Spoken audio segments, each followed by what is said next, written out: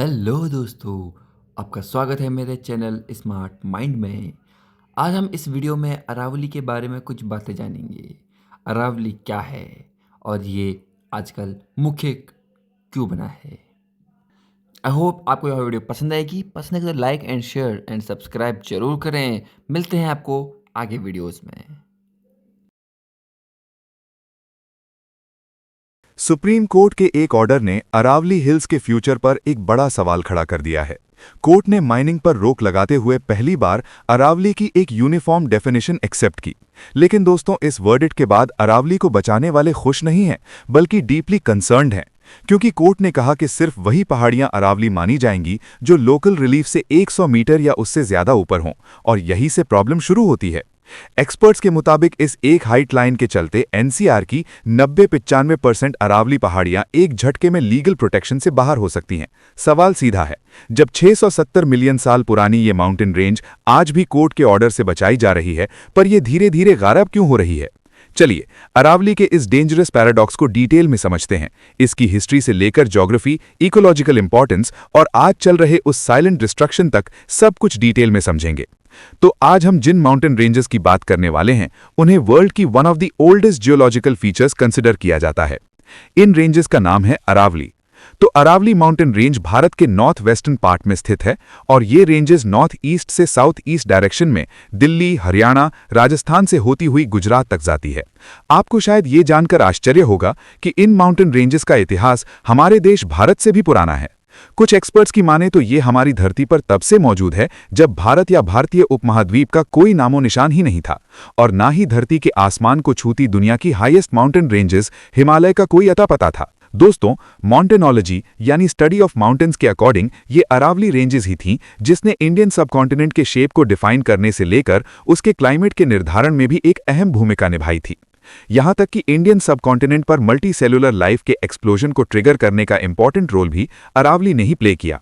दरअसल कुछ एक्सपर्ट्स के अनुसार 750 मिलियन साल पहले अरावली में ऑकर हुए मलानी वॉल्केनिक इरप्शन ही वो पहला ट्रिगर पॉइंट था जिसने अर्थ को आइस एज की ग्रिप से निकालकर इस रीजन पर मल्टी सेलुलर लाइफ को जन्म दिया था।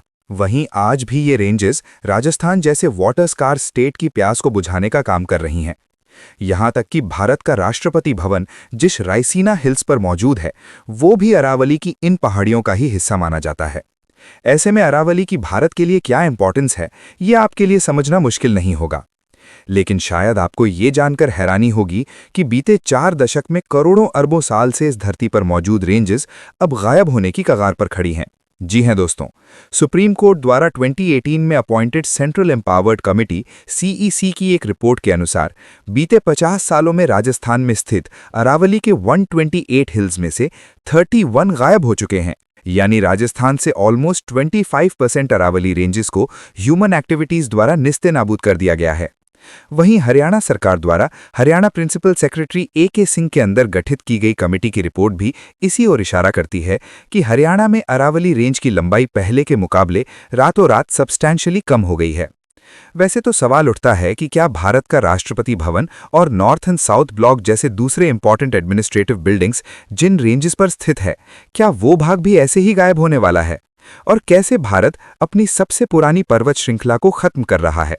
चलिए आज हम इसी रहस्य को सुलझाने की कोशिश करते हैं और ये समझने का प्रयास करते हैं कि जो माउंटेन रेंज इस धरती पर खरबों सालों से मौजूद है, वो अचानक कहां और क्यों गायब हो रही है। तो अरावली एक संस्कृत शब्द है जिसका निर्माण अरा और वली जैसे मूल शब्दों से हुआ है। इसका मतलब होता है लाइन ऑफ पीक्स। तो अरावली रेंजेस भारत के सबसे पुराने फोल्ड माउंटेन हैं, जिनका जन्म आज से लगभग 1.9 बिलियन ईयर्स पहले हुआ था। यहां हम आपकी जानकारी के लिए बता दें कि फोल्ड माउंटेन्स वो माउंटेन्स होते हैं जिनका निर्माण अर्थ की 2 अलग अलग कन्वर्जेंट टेक्टोनिक प्लेट्स यानी धरती की ऊपरी सतह के आपस में हुए कॉलिजन की वजह से होता है। इस टेक्टोनिक कॉलिजन की वजह से अर्थ क्रस्ट की बेंडिंग और फोल्डिंग एक साथ होती है, जिससे क्रस्ट फोल्ड होकर माउंटेन का रूप ले लेती है। तो टेक्टोनिक प्लेट्स का ये कॉलिजन कोई इंस्टेंटेनियस इवेंट नहीं है, बल्कि ये प्रोसेस हजारों लाखों सालों तक चलती रहती है। अरावली की ही तरह हमारी ग्रेट हिमालयन रेंज भी एक फोल्डन माउंटेन का ही एग्जाम्पल है, लेकिन अरावली के कंपैरिजन में वो काफ़ी यंग है। यही कारण है कि हिमालयन रेंज में अभी भी टेक्टोनिक प्लेट्स का कोलिजन बरकरार है और इसीलिए वो रीजन सीस्मिकली एक्टिव यानी अर्थक्वेक प्रोन बना हुआ है। और रिसेंटली जोशीमठ के सिंक होने में उसका एक काफ़ी इंपॉर्टेंट रोल है।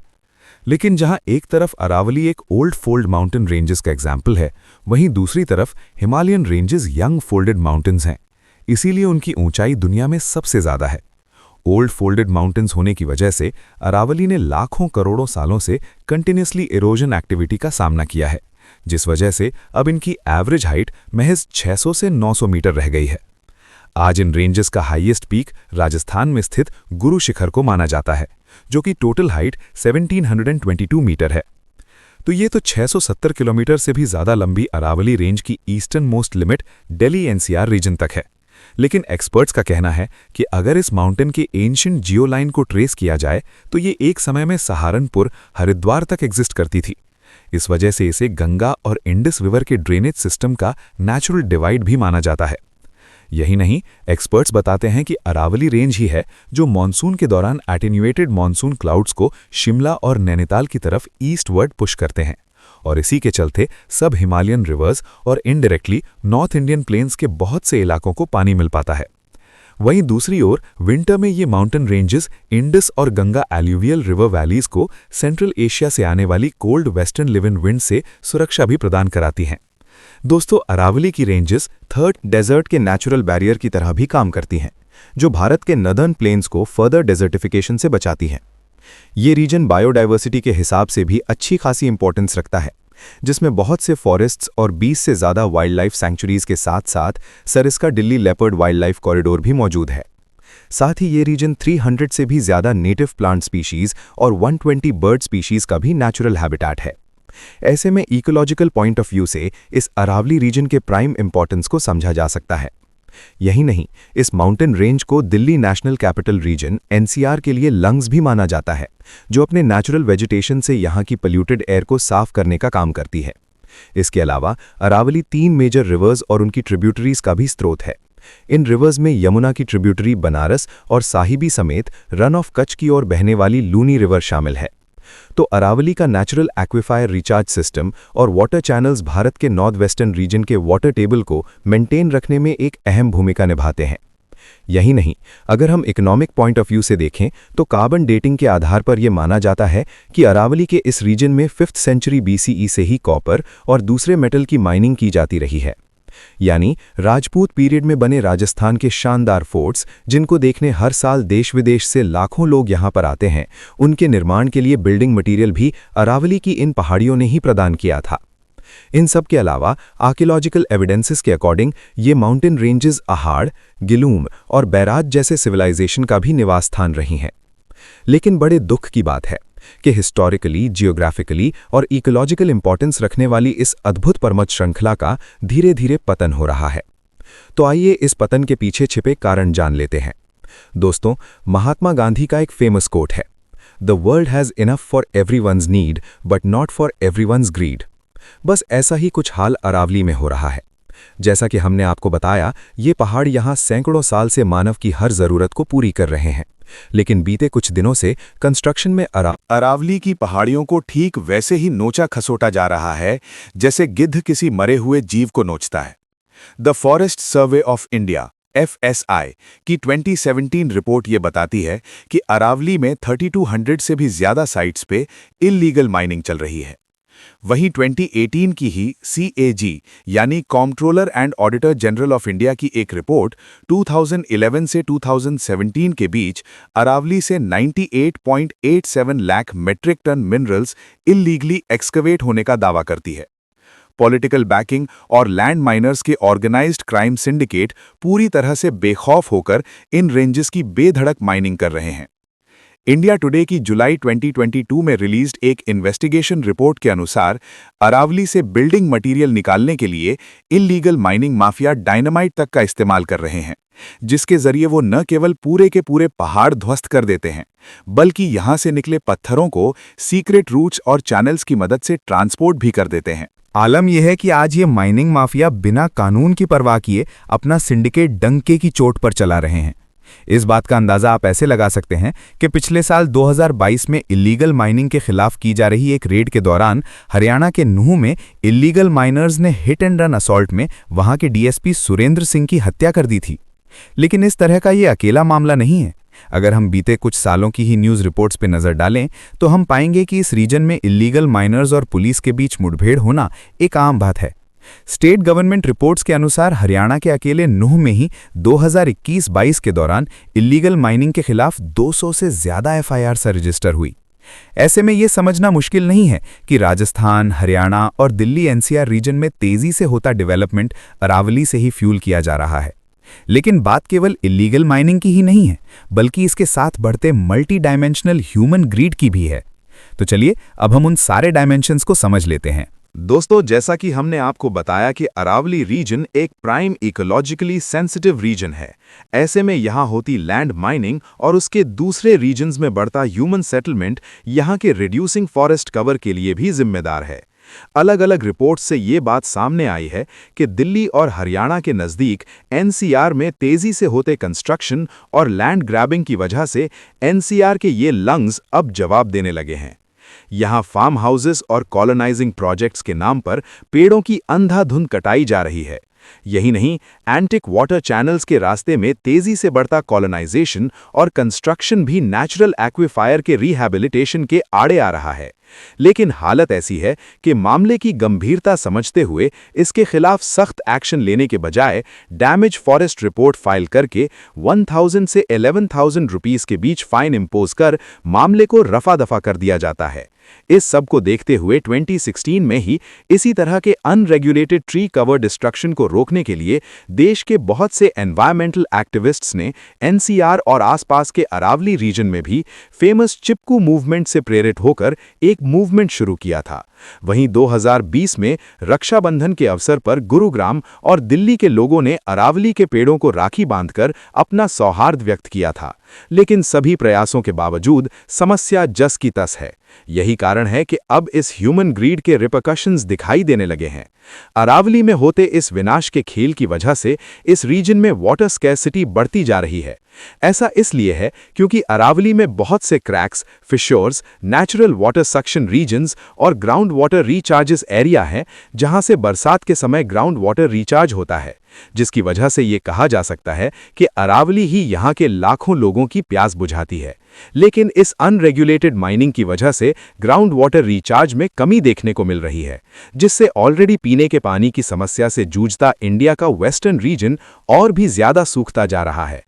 Wild life institute of India के 2017 के सर्वे में ये बात सामने आई थी। साउथ हरियाणा में 12 वेजिटेटिव गैप्स हैं, जिसके लिए अरावली से होने वाले सैंड ड्रिफ्ट को जिम्मेदार माना जा रहा है। ऐसे में अब एनवायरमेंटलिस्ट्स को ये चिंता सताने लगी है कि तेजी से होती अरावली के डिस्ट्रक्शन से कहीं थार का एक्सटेंशन और फर्दर नॉर्दर्न स्टेज की तरफ इंटेंसिफाई ना हो जाए। अब ऐसे में प्रश्न ये उठता है कि यदि हम सबकी आंखों के सामने ये सब हो रहा है, तो आखिर इन राज्यों की सरकारें और हमारा कॉन्स्टिट्यूशनल सिस्टम इस पर कोई कार्यवाही क्यों नहीं कर रहा है? तो चलिए अब हम इस रहस्य से भी पर्दा उठा ही लेते हैं। दोस्तों, ये तो सेंट्रल गवर्नमेंट द्वारा ministry of environment, forest and climate change के May 7, 1992 में रिलीज किए हुए फेमस दी अरावली नोटिफिकेशन ने इस क्षेत्र में बिना ministry of environment, forest and climate change के परमिशन के न्यू इंडस्ट्रीज, माइनिंग, डिफॉरेस्टेशन के साथ कंस्ट्रक्शन एक्टिविटीज पर भी रोक लगा दी थी। वहीं सुप्रीम कोर्ट ने भी 2002, 2005, 2009 और 2018 में अलग अलग केसेस में ऑर्डर देकर इस माउंटेन रेंज के फ्रेजाइल इकोसिस्टम में सिमिलर एक्टिविटीज को रोकने के आदेश दिए थे। लेकिन इन्फोर्समेंट के अभाव में ज़मीनी हकीकत इससे अभी भी दूर है, बल्कि इस फ्रेजाइल इकोसिस्टम में इलीगल माइनर्स तो छोड़िए, माइनिंग रोकने तक की भी कोई मंशा वेरियस गवर्नमेंट्स और उनके इंस्टीट्यूट्स की ओर से नज़र नहीं आती। फरवरी 2021 में ही हरियाणा गवर्नमेंट ने सुप्रीम कोर्ट में ये अपील की थी कि कोविड पैंडेमिक की वजह से ग्राउंडेड होती स्टेट इकोनॉमी में राज्य सरकार को अरावली रीजन में माइनिंग फिर से शुरू करने की परमिशन दी जाए। वहीं ministry of environment, forest and climate change of India की एक रिपोर्ट के मुताबिक 2014 से 2017 के बीच हरियाणा स्टेट फॉरेस्ट लैंड को नॉन फॉरेस्ट एक्टिविटीज़ में डाइवर्ट किए जाने वाली लिस्ट में टॉप पर रहा। और ये तब है जब फॉरेस्ट सर्वे के अकॉर्डिंग हरियाणा में देश का सबसे कम केवल 3.5% का टोटल रिकॉर्डेड फॉरेस्ट कवर है। हद तो तब हो गई जब सितंबर 2021 में हरियाणा गवर्नमेंट ने प्रिंसिपल सेक्रेटरी AK सिंह की एक कमेटी द्वारा अरावली रेंज को ही रीडिफाइन करने की कोशिश की, ताकि नेशनल ग्रीन ट्रिब्यूनल और दूसरी कानूनी कॉम्प्लिकेशंस में पड़े बिना कन्वेंशनली अरावली रेंज में ही कंसिडर किए जाने वाले गैर मुमकिन पहाड़ को कंस्ट्रक्शन एक्टिविटीज के लिए खोला जा सके। इसीलिए हरियाणा गवर्नमेंट ने अपने लैंड रेवेन्यू रिकॉर्ड का हवाला देते हुए अरावली के इस एग्जिस्टेंस को ही नकार दिया। इस बारे में अरावली बचाओ मूवमेंट के एक्टिविस्ट ने चिंता व्यक्त करते हुए कहा कि इस स्टेप से हरियाणा के फरीदाबाद, महेंद्रगढ़ और पलवल का कुल मिलाकर 35,000 हेक्टेयर से ज्यादा का क्षेत्र नेचुरल कंजर्वेशन जोन से निकालकर ह्यूमन ग्रीड की भट्टी में झोंक दिया जाएगा। वहीं अगर हम कोर्ट द्वारा अपॉइंटेड सेंट्रल एम्पावरमेंट कमेटी की रिपोर्ट के अनुसार इल्लीगल क्वेयरिंग द्वारा अरावली के 31 हिल रेंजेस गायब करने वाले राजस्थान की बात करें, तो हम पाएंगे कि 2018 की इस कमेटी ने सुप्रीम कोर्ट को अपनी रिपोर्ट में यह भी बताया था कि राजस्थान हर साल माइनिंग कंपनी से लगभग 5,000 करोड़ रुपए की रॉयल्टी लेता है। ऐसे में इनके खिलाफ सख्त कदम उठाने के बजाय स्टेट गवर्नमेंट आंख मूंद कर अपनी तिजोरियां भरने में लगी है। अब आप ऐसे में खुद सोचिए कि जो माउंटेन रेंज भारत को डेजर्टिफिकेशन, सिवियर विंटर से बचाकर रेनफॉल और वाटर अवेलेबिलिटी को इंश्योर करती है, अगर हम उसके ही दुश्मन बन बैठे तो उसका सबसे बड़ा नुकसान किसे होगा? साथ ही प्रश्न ये भी उठता है कि आखिर इसे रोकने के लिए क्या किए जाने की जरूरत है। दोस्तों, अगर बिना शुगर कोट किए सीधे सीधे इस प्रश्न का उत्तर दिया जाए तो वो होगा लॉज का प्रॉपर इम्प्लीमेंटेशन। इंडिया जैसे विजनरी देश के पास एनवायरमेंट कंजर्वेशन लॉज और उसे एस्टैब्लिश करने के लिए मैकेनिज्म की कोई कमी नहीं है, बल्कि भारत उन कुछ देशों में से है जिन्होंने अपनी जिम्मेदारी समझते हुए सबसे पहले एनवायरमेंट और फॉरेस्ट कंजर्वेशन लॉज को बनाया था। लेकिन अगर इसके बाद भी हम अरावली को नहीं बचा पा रहे हैं तो कमी लॉज में है कि नहीं इनके इम्प्लीमेंटेशन की है। कमी पॉलिटिकल विल और हमारी सोच की है, जो आज भी अपनी जिम्मेदारी समझने के बजाय और ज्यादा पाने की हवस में पर्यावरण का नाश कर रहे हैं। इस मुद्दे से जुड़ी देश की सभी राज्य सरकारों को भी ये समझना होगा कि डेवलपमेंट एक मस्ट नीडेड एस्पेक्ट है, लेकिन इसे एनवायरनमेंट और इकोलॉजी के एक्सपेंस पर अचीव नहीं किया जा सकता। करोड़ों सालों से हमारी तमाम जरूरतों को पूरी करती आई अंगद के पैर की तरह अटल खड़ी अरावली की पहाड़ियां आज हमसे संरक्षण की गुहार कर रही हैं। इस गुहार को नजरअंदाज करना बेवकूफ़ी नहीं, बेईमानी होगा। तो इस मुद्दे पर आपका क्या ओपिनियन है, क्या पर्सपेक्टिव है, क्या सुझाव है? कमेंट सेक्शन में जरूर बताइएगा। हेलो दोस्तों, आई होप आपको यह वीडियो पसंद आई होगी। पसंद आई हो तो like and share and subscribe जरूर करें। मिलते हैं आपको नेक्स्ट वीडियो में, तब तक के लिए thank you for watching, bye bye.